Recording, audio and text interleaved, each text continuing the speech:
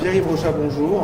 Nous sommes à Claire 2018 et vous venez de terminer une conférence qui avait pour sujet plein de choses. J'ai regardé un peu tout ça. Il y avait déjà votre histoire par rapport à l'électronique. Vous êtes suisse, dans la conversation vous l'avez présentée. Vous êtes africain aujourd'hui, d'où votre chemise sur le plateau. En effet. Et en fait, on voit la liaison entre l'importance de la technologie. Vous avez fait tout un laïus sur la technologie, sur l'électronique, l'émergence de l'électronique, les microcontrôleurs. Enfin, je ne sais pas exactement comment je suis un électronicien, mais vous allez expliquer en détail. Et puis aussi l'importance de toucher de la passion qu'on peut avoir dans le cadre de la famille ou de l'école, si je comprends bien, pour apprendre et avoir une vocation dans la vie. Ce qui était votre cas, visiblement. Vous avez touché, découvert, club informatique, club électronique, pardon, et puis vous êtes devenu ingénieur, vous avez touché à l'électronique et vous avez fait, in fine, ce qui est la fin de la carrière jusqu'à ce jour, c'est des MOOC sur comment on utilise le microcontrôleur. Donc c'est quoi? C'est militer pour l'école de la vie? Peut-être, effectivement. Il y a un certain nombre de hasards dans la vie qui font qu'on n'arrive pas à faire ceci, à faire cela. Le club d'électronique, c'est arrivé comme ça. On peut s'intéresser à telle ou telle chose, mais savoir saisir aussi des occasions. Je m'intéressais à l'aviation quand j'étais plus jeune, mais je craignais de rester toujours au sol.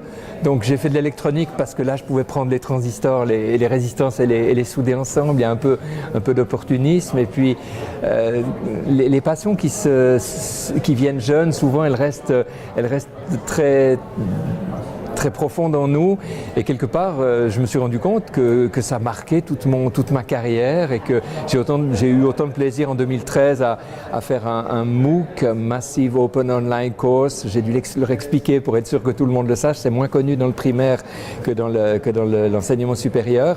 MOOC qui a eu du succès, qui a eu 40 000 inscrits plus tard, avec tout ce que ça nous apporte comme satisfaction. Le professeur camerounais qui me dit vous avez changé ma manière d'enseigner. Ce que vous dites, vous donnez l'impression que c'est simple et vous expliquez des choses compliquées. Ça, c'est un gars tout au nord du Cameroun qui me dit ça. Ça fait plaisir. Alors, pour faire un raccourci, vous êtes tombé dans l'enseignement par hasard. Alors, c'est ce qu'on vous croise, on vous dit, est-ce que vous pourriez faire un MOOC, c'est ça? Ouais, presque un petit peu. Non, disons, je suis un ingénieur, j'ai une carrière d'ingénieur, je me suis mis à mon compte avec un bureau d'ingénieur en 1980 en Suisse, à Lausanne, après avoir fait mes études à l'École Polytechnique Fédérale de Lausanne. Mais c'est vrai que, justement, par cette passion qui était venue de ces clubs d'électronique, et j'ai toujours eu envie de parler à des jeunes, j'ai toujours eu envie de transmettre un petit peu aux jeunes ce que j'aimais faire. Et alors ça s'est retrouvé à plusieurs niveaux. Et puis le déclic a été un petit peu en rapport avec l'Afrique, où quand je suis arrivé pour la première fois en 1997, j'ai vu l'intérêt des Africains pour l'informatique, mais ils ne savaient pas réparer les PC. Les premiers PC arrivaient pour eux, des trucs de seconde main parce que les neufs étaient trop chers, et il fallait les réparer. Puis pendant 10 ans, j'ai fait ça. Puis j'ai vu que j'aimais bien enseigner, et puis après j'ai dit, ben voilà, les microcontrôleurs, je sens que ça va exploser.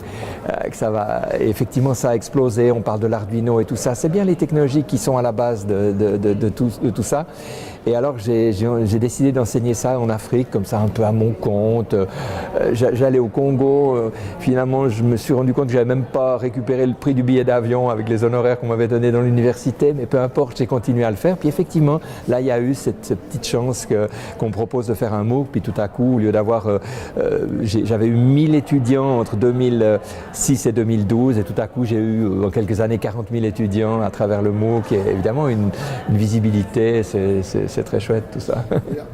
Ce qui m'intéresse aujourd'hui, c'est l'Afrique, parce qu'en fait, vous êtes quand même passionné d'Afrique. Et oui. Au travers de ce MOOC, de ces expériences, vous êtes en contact avec l'éducation en Afrique.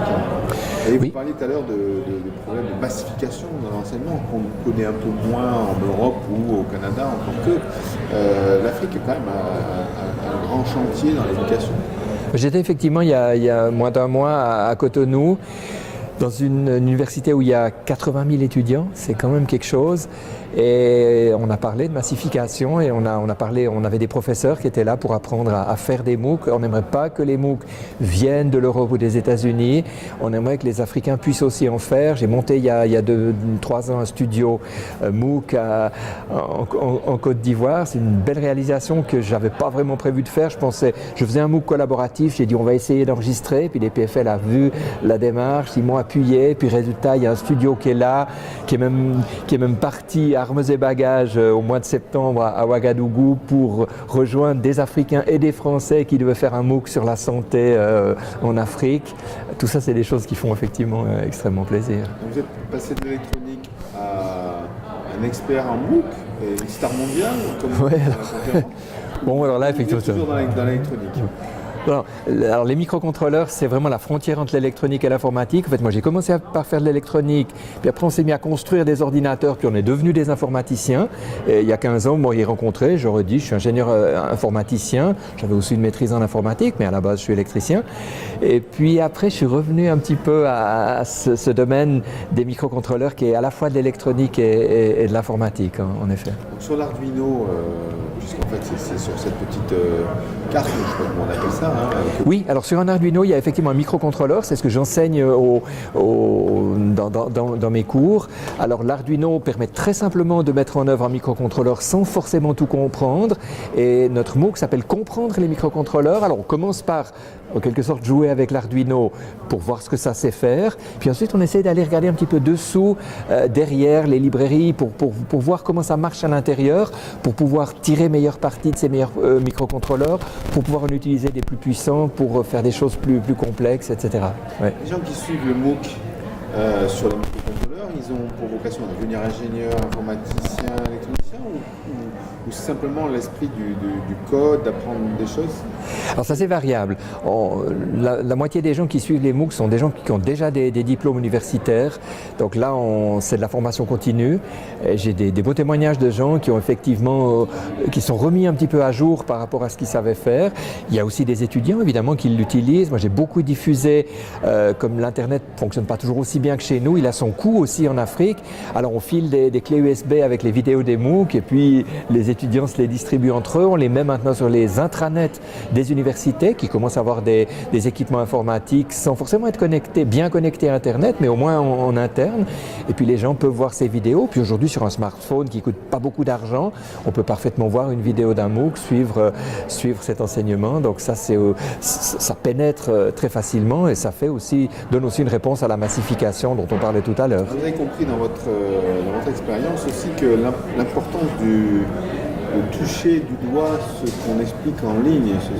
Vous avez créé un kit, parce que j'ai compris. Oui. Effectivement. On peut se faire livrer un kit et ensuite faire des choses. Alors c'est difficile parfois de les livrer en Afrique parce que la logistique est compliquée, mais j'en ai quand même beaucoup amené dans mes voyages, j'en ai toujours avec moi. Ils sont un petit peu subventionnés par la société Texas Instruments qui a des bons microcontrôleurs et surtout qui se prêtent bien à la didactique, à l'enseignement.